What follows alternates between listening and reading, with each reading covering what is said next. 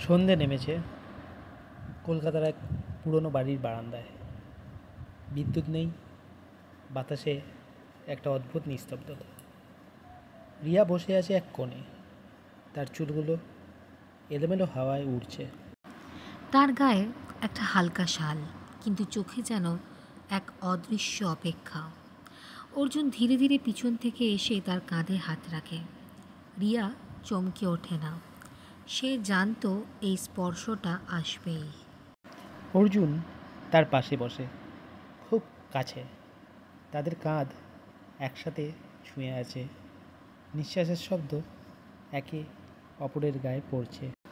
রিয়া তার দিকে না তাকিয়েই বলে, তুমি আসবে বলেই আলো জ্বালিনি, অন্ধকারটা এখন ভালো লাগে। অর্জুন তার চুলে একটা আলতো ছোঁয়া দেয়, আর তার চোখে যেন প্রশ্ন, কিন্তু মুখে শব্দ নেই। অর্জুন বলে, তুমি অন্ধকার ভালোবাসো, নাকি চোখের ভেতরের অন্ধকারটা যেটা আমার মধ্যে আছে? রিয়া এবার ধীরে ধীরে তার দিকে তাকায়। চোখে কোনো ভয় নেই, শুধু এক রাস গ্রহণযোগ্যতা। তুমি এখনো বুঝতে পারোনি, আমার ভালোবাসা কোনো আলো চায় না, সেটা শুধু তোমার শব্দ চায়। অর্জুনের নিঃশ্বাস ভারী হয়ে ওঠে, সে যেন নিজের ভিতরের দরজা খুলতে যায়, কিন্তু দ্বিধা করে।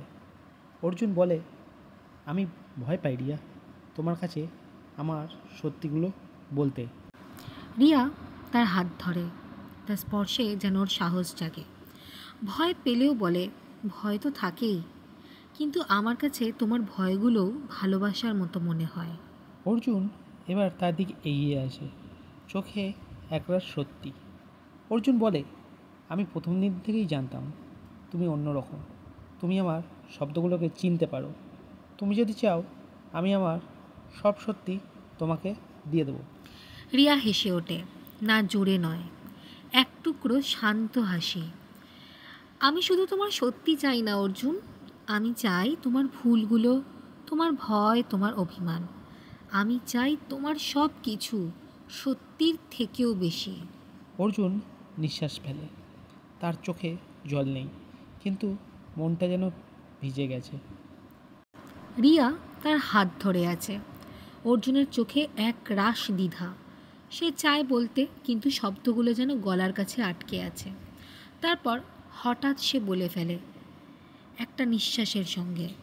অর্জুন বলে, রিয়া, আমি যেদিন তোমার চোখে তাকিয়েছিলাম, সেদিন বুঝেছিলাম তুমি আমার মতো নও। তুমি আলো খোঁজো না, তুমি গভীরতা খোঁজো। আর আমি সেই গভীরতার ভেতরে হারিয়ে গেছি অনেক আগেই। রিয়া কিছু বলে না, তার চোখে জল জমে উঠেছে। অর্জুন এবার একটু এগিয়ে আসে, তার কণ্ঠে কাঁপুনি।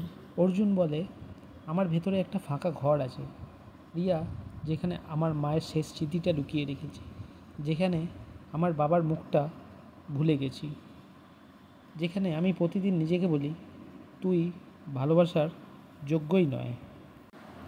রিয়া এবার অর্জুনের মুখে হাত রাখে, তার চোখে কোনো করুণা নেই, শুধু আছে এক রাশ গ্রহণযোগ্যতা।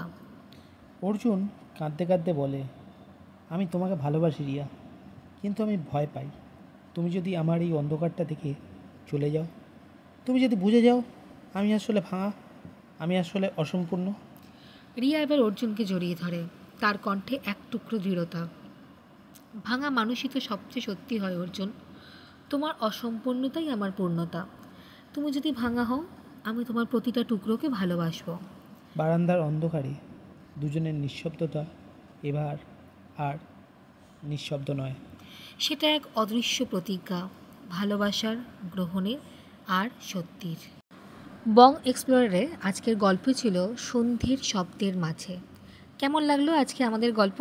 অবশ্যই আমাদের জানাতে ভুলবেন না কমেন্ট করে। ভালো লাগলে অবশ্যই চ্যানেলটাকে সাবস্ক্রাইব করবেন, লাইক, কমেন্ট, শেয়ার করতে ভুলবেন না। পাশে রাখা বেল আইকনটা প্রেস করে রাখবেন, কারণ আমরা নিত্য নতুন আপনাদের জন্য নিয়ে আসি নতুন নতুন গল্পের সম্ভার। সকলে খুব ভালো থাকবেন। Keep listening Bong Explorer. Thank you.